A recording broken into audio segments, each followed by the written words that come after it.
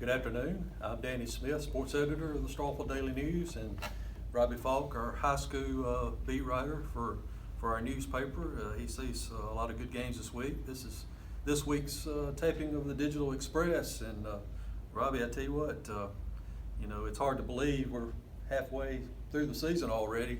Have seen a lot of great games, going to see a lot more, and this week was a challenge to pick our game of the week because we got two outstanding games. We've got a game between two undefeated teams with Union and East Webster, going to East Webster, and the game you'll be seeing Friday night will be Starkville and South Panola, two top 5 teams going at it. So just give me your thoughts about both matchups.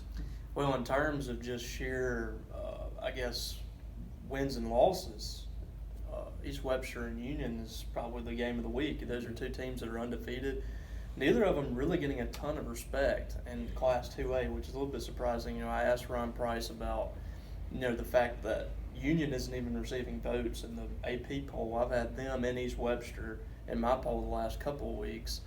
East Webster's right on the outside. They would be 6th if they went that high because they're the first team right outside the top 5. But both of those teams are undefeated and one of the few undefeated teams in the state of Mississippi left, but neither one of them getting a whole lot of respect so far.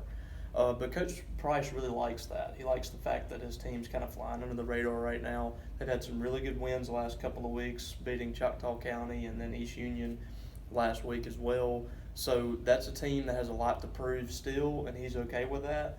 Heading into district play, this is a big-time game, and, just to have a really competitive ball game on Friday will be big for this East Webster team, which I think is really kind of settling into who they are as a team. And for Starkville, this is a very, very big ball game, and this is why it's the game of the week for us, because it's a district ball game in a district that you can't afford to have any letdowns. Starkville's had a couple losses early this year. Those games don't really matter in the grand scheme of things. The district games are what matter the most. And South Panola comes in undefeated. Ricky Woods is back. It should be a really exciting atmosphere at Starkville Friday night. Yeah, I think the fact that it is a division opener kind of gives it the edge over the East Webster Union game. And it's kind of confusing when you talk about East Webster. They played East Union last week, which is the north part of the state. Right. And this is Union, the team that's down in Newton County. They'll be coming up to play East Webster for their homecoming. So it's going to be, being two teams are undefeated and going against each other would normally be the game of the week. But just the fact that Starkville, it is their district opener. South Panola, Ricky Woods, like you say, a guy that's coached at Starkville and led them to a state championship. There's a lot of good storylines and a lot on the line for that game. And some of the other games we have, Starkville Academy, it's their homecoming. They're hosting Washington School. Always big when Starkville Academy hosts Washington. This will be a district game for them this year. Hasn't been, but it is this year. And Eupora's at home. They're playing Pisgah. It's their homecoming. A lot of homecomings going on this week. Mm-hmm. Eupora's trying to get on track there. And Choctaw County's at Clarksdale. Big game for them. And I think it's a district game for them. French Camp's hosting Nanawaya. Always a challenging district game for the Panthers. And in Clay County, another real big game you're talking about, West Point going to Lafayette. It's always a big game for them. It hasn't been a district game, and now it is, and they're always playing the playoffs, and that's always a big game for them. Then Oak Hill and Hebron are trying to get back on track in their ball games this week. So, another big week for high school football. Yeah, and West Point, I don't want to demean any of the teams on their schedule, but this is probably the most challenging game they have left. Their district's just not that strong. And I think Olive Branch moved out, so it's made 5A even more, I wouldn't say easy, but the roadmap to a state championship is a lot easier for West Point this year. But Lafayette is a very good ball club, and this right off the bat, kind of like Starkville, you're hitting one of the better teams in the district right away. So it's a big game for West Point. Starkville, obviously, both of those teams really need to come out with a good Friday night showing. And if they get a win, they have the leg up moving forward in the district. And for Starkville, one thing I didn't mention is, looking back at their records the past few years, that's a team that hasn't lost a home game since 2014 against this South Panola team in the North State Championship. So this is a team riding a 32-game home winning streak. That's going to be challenged too in the next 3 or 4 weeks because they got South Panola and Madison Central coming to Yellow Jacket Stadium. So it's going to be interesting if they can get to those 2 ball games. Us as prognosticators, we're not coaches. We don't have to talk coach speak, so we can look ahead.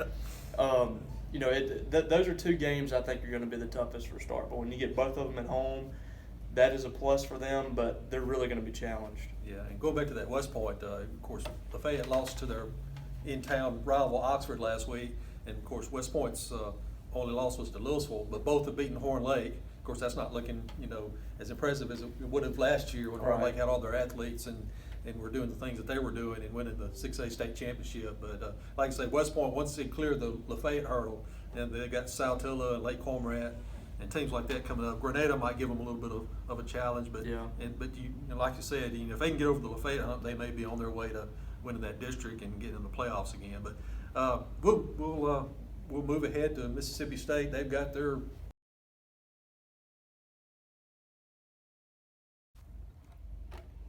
we talked about the big high school games of the weekend, and of course Mississippi State has a big game in their own right at Auburn, and it's Auburn being ranked 7th in the country, it's going to be a very tall task for the Bulldogs, and it's they've already won a conference game last week, which was huge because now they can go to Auburn with a little bit of leeway, but they'd still like to pull off an upset over on the Plains. Yeah, this is an interesting game to me because it's one of those games where there's been the suspended players that have been out for 3 games, some of them 2 or 3. So this is a game that you ask yourself, if you're Joe Moorhead, do I want to play these guys?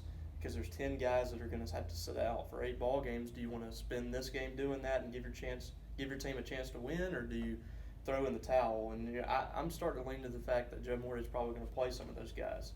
Willie Gay's been out for 3 games. He got to play last week, and he was just a tremendous boost for that defense. Got an interception on his first play defensively, had a tackle for loss, but he only lasted 2 quarters. But you could tell when they came out, they were just a different kind of team last week, and I think Willie had a lot to do with that. Everybody was so excited about his touchdown and the interception, and he's a guy that I think can really rejuvenate that defense in a game where you have to stop the run. Auburn really runs the football well. Defensively, they stop the run, and that's one of the things Mississippi State does really well. So that's a big storyline in the ball game. Who plays for the Bulldogs that has been sitting out? And also, is Tommy Stevens, your quarterback, going to be healthy, or are you walking in there with true freshman Garrett Schrader? So, a few years ago, Dak Prescott went in there as a first-time starter in the SEC, and he had his breakout performance against Auburn. Is this Garrett Schrader's breakout performance on the road? I don't know, but I tend to think that their best chance right now to win a game on the road might be with Tommy Stevens, and a healthy Tommy Stevens. He said this week that he was feeling better this week, and he felt like he was close to 100%. We'll see if that's the case on Saturday. Yeah.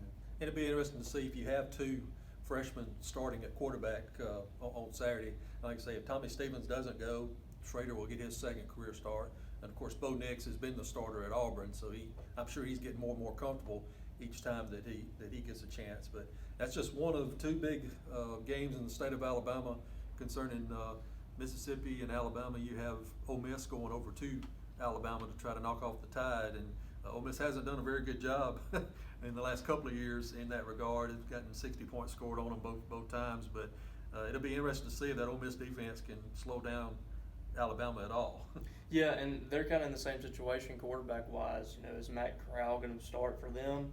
Because I think he's a little more seasoned than what they got. I mean, they're talking about 3 freshman quarterbacks on their roster. So one of them's going to be going into the gauntlet on Saturday, and it's just going to be tough. But John Rice Plumlee, the freshman from Oak Grove, came in and had an inspiring final couple of drives for them to give them an opportunity last week. So, will they turn to him, or will Corral be the quarterback? So both teams are going in a little handicapped as far as the quarterback situation is concerned into the state of Alabama and tough places to play. Right. A lot of young talent's going to be looking to do big things on Saturday. So we've got a lot of good high school games and some good college games to follow on Saturday.